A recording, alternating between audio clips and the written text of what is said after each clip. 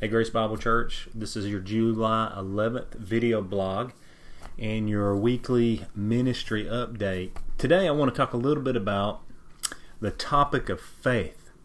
Many of us live our lives with someone whom we idolize, someone we look up to, whether it is a grandparent or a close friend, a teacher, some mentor in your life. We all look up to certain people. When we think about faith and the importance of faith in our lives, the Bible gives us a chapter in Hebrews chapter 11 of many people that we all need to take a lesson from today as it relates to this topic of faith. The author of Hebrews is writing to a group of Christians, Jewish Christians, who are threatening to jettison their belief in Jesus Christ to return back to the ways of Judaism.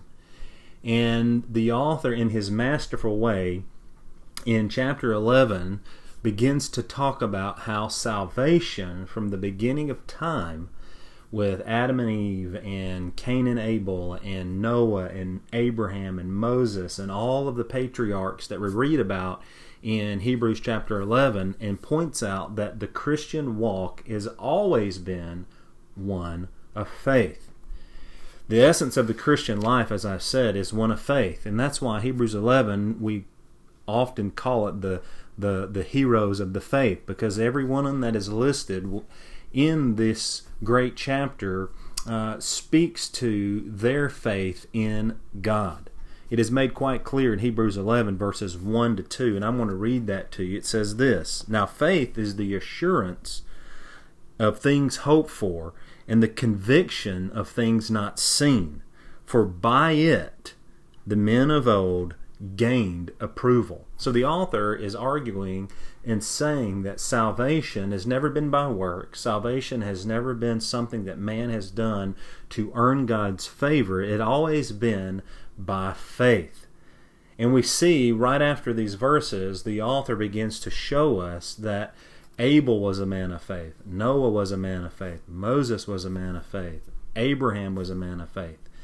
And it begins to bring to light what made these people such wonderful role models for all of us. You see, the danger in our lives in this contemporary world is not to live on faith, but to live on emotion, to live on our feelings, rather than to live on faith.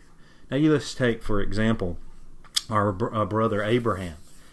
God told Abraham to leave his father's country and go to a country that he would be given. He was told that he would have a son who would be the father of a great nation, even though Sarah was old and was unable to have children. But the Bible tells us that Abraham's faith was credited to him as righteousness. Listen, Grace Bible Church, faith, as verse 1 says, is the assurance of things hoped for. As Christians, we live our lives on the promises of God.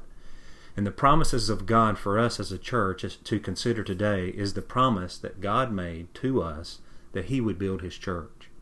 This is a promise. And we need to have confident assurance in what God has promised. As a young church like ours, in the throes of church planting in Lexington, we need to remember this truth. And we need to allow our faith to move in God's promises. Here's a definition I want us to work from today as we think about faith. Faith is trusting God for what He's promised and acting in accordance to those promises. Now let's go back to Abraham and ask the question, how did Abraham believe God and act in accordance to the promise? Well, we all know that Abraham took Isaac to Mount Moriah to sacrifice him on the altar. And he didn't withhold his only son from what God had called him to do, but he trusted God that God would even raise Isaac from the dead, because Abraham believed what God had said, that it would be from Isaac this nation would come. So Abraham's trust in God was vindicated when he raised that knife to stab his son, and in that moment the angel of the Lord came and prevented Isaac's death. And he says, "Now I see you truly believe." Here we see faith in action. Grace Bible Church, I want to encourage us today to have the same kind of faith. If we believe that God builds the church and He builds it one soul at a time, this ought to encourage us to be faithful in reaching others with the gospel. No matter where we are in life, God is faithful to His promises. Grace Bible Church, I pray this little encouragement about faith will encourage you today and help you live more faithfully to the Lord. Look forward to this Sunday. We're going to be in Psalm chapter 1 as we think about the blessings of a church. I always like to visit this psalm at one point in the year, and I believe this Sunday will be a perfect time for us to address what is in this particular passage. Also, to want to remind you about our Sunday summer night fellowships, July 14th, which is Sunday night, 5 o'clock at Larry and Jean's home. Look forward to a great time together. God bless.